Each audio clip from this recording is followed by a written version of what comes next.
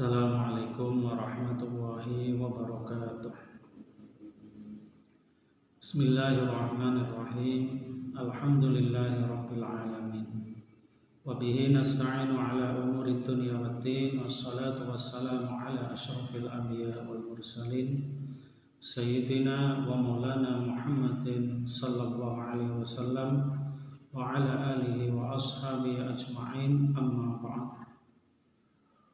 Para sahabat RG Channel yang saya hormati, selamat berjumpa kembali pada episode keempat ini. Semoga senantiasa membawa kemanfaatan dan keberkahan. Tidak lupa doa kami kepada semua sahabat RG Channel. Semoga Anda semua senantiasa dalam lindungan Allah, senantiasa diberi kemudahan, senantiasa diberi kelapangan rezekinya. Allahumma amin ya rabbal alamin. Sahabat yang saya cintai, dalam Al-Quran surat Al-Mulk, Allah subhanahu wa ta'ala berfirman, A'udzu billahi minasyaitonir rajim. Tabarakalladzi biyadihil mulku wa huwa ala kulli syai'in qadir. Alladzi khalaqal mauta wal hayata liyabluwakum ayyukum ahsanu amala wa huwal azizul ghafur. Yang pada intinya dalam ayat tersebut Allah menjelaskan kepada kita tujuan Allah menciptakan kita, tujuan Allah menghidupkan ataupun mematikan kita. Apa? Liyabluwakum ayyukum ahsanu amala. Untuk memberi ujian bagi kita semua, siapa yang amalnya paling bagus, siapa yang amalnya paling banyak. Itu tujuan utama menghidupkan kita dan mematikan kita. Maka dari itu marilah selalu kita ingat bahwa hidup kita itu selalu merupakan ujian-ujian dari Allah. Baik kita dalam keadaan sehat, dalam keadaan sakit, punya uang, tidak punya uang, punya jabatan, tidak punya jabatan, semua adalah ujian-ujian dari Allah Subhanahu wa ta'ala. Bagaimana saat kita punya jabatan bisa lulus ataupun amanah dalam menggunakan jabatan. Bagaimana saat kita diberi limpahan harta bisa sesuai dalam menyalurkan ataupun menginfakkan harta kita. Begitupun saat kita tidak punya jabatan, tidak punya kedudukan, tidak punya harta, itu juga ujian bagaimana kita bisa menerima keadaan tersebut, ridho dan qanaah menerima apa yang diberikan oleh Allah Subhanahu wa ta'ala. Hadirin sahabat RG Channel yang saya banggakan, tapi ironisnya bahwa apa? Kebanyakan manusia itu diuji oleh Allah, justru dia tidak kuat kalau ujian itu berupa ujian yang mengenakkan, ujian yang menyenangkan. Sedangkan ujian yang menyusahkan, ujian yang menyengsarakan, justru kebanyakan orang kuat menghadapi ujian tersebut. Banyak orang saat dililit hutang, semua orang banyak yang menagih hutang, dia bingung, dia sedih. Akhirnya saat dilihat keadaan seperti itu, rajin tahajud, rajin jamaah, rajin baca Quran. Tapi begitu keadaan sudah terbalik, dia sudah di atas, hutangnya sudah lunas, rezekinya, ekonominya sudah lancar, maka lupa lagi akan sholat jamaah, lupa lagi membaca Al-Quran dan sebagainya. Itu banyak yang terjadi seperti itu. Semoga kita tidak termasuk, Allahumma amin. Jadi kejadian seperti itu bukan cuma sekarang. Zaman sahabat itu juga sudah ada contohnya. Zaman dahulu ada sahabat Nabi yang namanya Sa'labah. Sa'labah itu termasuk sahabat Nabi yang miskin. Dia sangat miskin bisa dikatakan. Baju ataupun pakaian yang utuh cuma punya satu. Maka saat dia sholat gantian dengan istrinya, tidak bisa sholat bareng. Kalau Sa'labah sholat, istrinya tidak bisa sholat karena bajunya, pakaiannya tidak ada. Keadaan sangat miskin, berjalan bertahun-tahun, sampai akhirnya istri Sa'labah punya usul, mendorong agar Sa'labah minta kepada Nabi didoakan supaya kehidupannya diberi keluasan rezeki, ekonominya meningkat. Akhirnya Sa'labah dengan berat hati matur kepada Nabi. Tapi ternyata sekali Sa'labah matur, Nabi belum menanggapi. Setelah sekian lama Sa'labah matur lagi yang kedua, Nabi belum menanggapi juga.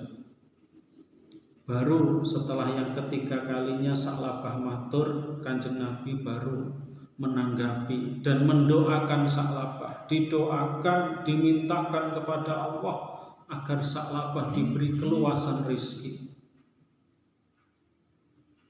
Dan Sa'labah pun tidak lupa tebar pesona, matur, ya Rasul, pokoknya nanti kalau rezeki saya banyak, saya pasti akan sedekah, membantu perjuangan Islam, zakat saya akan selalu saya laksanakan. Itu janji daripada Sa'labah.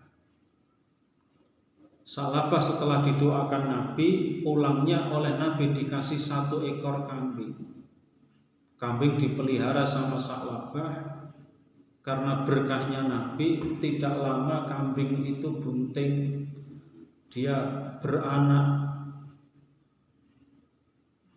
dan beranak terus. Dalam waktu yang tidak terlalu lama, kambingnya Sa'labah dari 1 ekor menjadi puluhan ekor. Maka apa yang terjadi? Sa'labah karena kambingnya semakin banyak, dia akhirnya mencari rumput, menggembalakan kambingnya keluar dari Madinah. Dia keluar dari Madinah mencari rumput.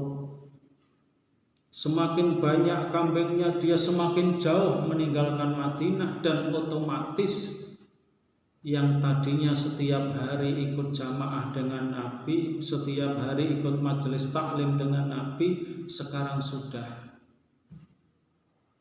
seminggu sekali sudah dia tinggalkan, sekarang sudah sama sekali jauh dari Nabi, jauh dari ibadah bersama Nabi. Sampai setelah 1 tahun 2 tahun, Nabi utusan sahabat untuk menagih janji Sa'labah. Diminta sedekah untuk perjuangan Islam, zakatnya diingatkan, tetapi ternyata Sa'labah ingkar janji. Dia tidak memberikan apa yang dia janjikan dan kewajibannya tidak dia keluarkan.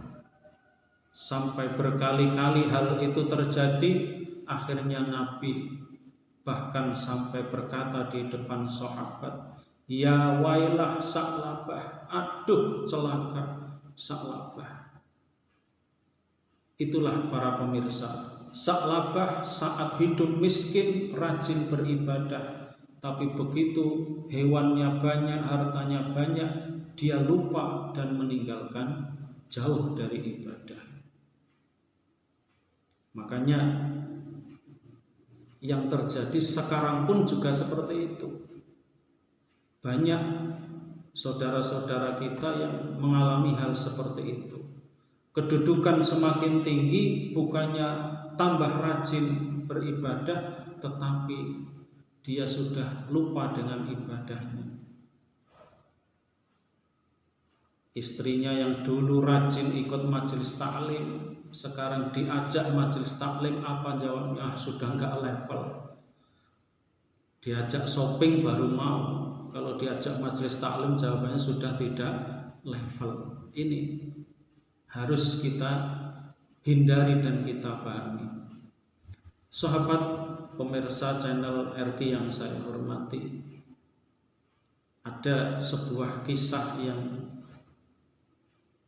ada hubungannya dengan materi pada saat ini. Jadi kisahnya itu ada seekor monyet yang bergelantungan di atas pohon. Monyet sedang asik bergelantungan di atas pohon, ada angin yang iseng. Ceritanya itu ada angin topan, ada angin puting beliung. Dua angin itu iseng. Dia ngomong dengan satunya, puting beliung itu, lihat, kamu lihat monyet itu apa enggak? Iya. Ayo kita jatuhkan monyet. Siapa? Kita lomba, siapa yang bisa menjatuhkan monyet itu? Ya siap. Akhirnya puting beliung dan angin topan bersiap-siap untuk menjatuhkan monyet itu. Datanglah angin sepoi-sepoi. Dia ngomong, saya ikut daftarlah, saya ikut lomba untuk menjatuhkan monyet. Ditertawakan itu angin sepoi-sepoi. Kamu itu punya kekuatan apa? Kami puting beliung, topan, kekuatannya dahsyat. Lah kamu, tapi angin sepoi-sepoi jawab, sudah, kita nggak perlu sombong, yang penting kita buktikan siapa yang bisa menjatuhkan monyet itu. Ya siap, ayo. Akhirnya pertama kali puting beliung, dia menghembuskan dengan hembusan yang kencang. Wush, monyet begitu ada angin kencang datang, dia langsung pegangan pohon kuat, erat sekali, sampai angin puting beliung berkali-kali menghembuskan, tidak bisa jatuh itu monyet. Akhirnya dia menyerah, sudah. Angin topan kedua, angin topan yang maju, bus, dia maju ingin menjatuhkan monyet itu. Tapi sama, monyet pun pegangan pohon begitu kuat, begitu erat, sampai kedua angin itu tidak bisa menjatuhkan. Akhirnya angin sepoi-sepoi itulah yang maju. Sudah, kalau kalian tidak bisa, saya yang maju. Mulailah angin sepoi-sepoi datang, dia meniup pelan-pelan. Monyet ditiup pelan-pelan seperti orang ditipasi. Lama-lama monyet itu jadi ngantuk. Saat monyet ngantuk, semakin ditiup semakin ngantuk, semakin ngantuk. Akhirnya jelek, monyet jatuh karena dia tertidur.